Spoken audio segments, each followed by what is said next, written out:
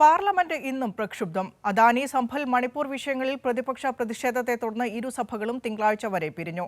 ചട്ടം 267 പ്രകാരം വിഷയങ്ങൾ ചർച്ച ചെയ്യാതെ സഭാ നടപടികൾ മുന്നോട്ട് കൊണ്ടുപോകാൻ അനുവദിക്കില്ലെന്ന നിലപാടിലാണ് പ്രതിപക്ഷം. അതേസമയം തുടർച്ചയായി സഭ തടസ്സപ്പെടുത്തുന്ന പ്രതിപക്ഷ നടപടി ജനാധിപത്യ വിരുദ്ധമെന്ന് സഭാധ്യക്ഷന്മാർ വിമർശിച്ചു.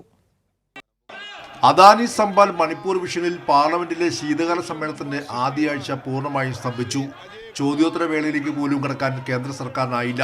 ഇന്നും സഭ ചേർന്നപ്പോൾ തന്നെ പ്രതിപക്ഷത്തെ അവഗണിച്ചുകൊണ്ട് മുന്നോട്ടു പോകാൻ ലോക്സഭാ സ്പീക്കർ ശ്രമിച്ചെങ്കിലും പ്രതിപക്ഷ എംപിമാർ നടുത്തളത്തിലിറങ്ങി പ്രതിഷേധിച്ചതോടെ ആദ്യം 12 മണിവരെയും പിന്നീട് തിങ്കളാഴ്ച വരെയും പിരിയുകയായിരുന്നു.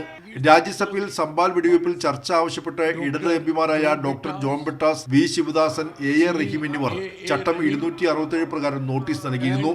വിഷയം ചർച്ച ചെയ്യാനാവില്ലെന്ന നിലപാട് രാജ്യസഭാ ചെയർമാൻ ജഗദീപ് ധൻഖർ സ്വീകരിച്ചതോടെ പ്രതിപക്ഷ പ്രതിഷേധം ശക്തമായി. ഉത്തർപ്രദേശ് വർഗീയത പരീക്ഷണശാലയാക്കുകയാണ് BJP സർക്കാർ എന്ന വി ശിവദാസൻ MP. ഉത്തർപ്രദേശ് വർഗീയതയുടെ പരീക്ഷണശാലയാക്കാൻ, മറ്റൊരു പരീക്ഷണശാലയാക്കാനുള്ള നീക്കത്തിലാണ് BJP സർക്കാർ. ഒരു മതസ്ഥാപനം അത് പിടിച്ചെടുക്കുന്നതിന് വേണ്ടിയുള്ള ആസൂത്രിതമായ നീക്കം നടക്കുക, വർഗീയ കലാപം രൂപപ്പെടുത്തുന്നതിനുള്ള ശ്രമം നടത്തുക, അവിടുത്തെ സാധാരണക്കാരായ മനുഷ്യരെ പോലീസിനെ ഉപയോഗപ്പെടുത്തിക്കൊണ്ട് വെടിവെച്ച് കൊല്ലുക. അപ്പോൾ ഇത് പാർലമെൻറ്റിൽ ഉയർത്തുക എന്നുള്ളത് ഞങ്ങളുടെ ഉത്തരവാദിത്തമാണ്. ഞങ്ങളത് നിർവഹിച്ചു.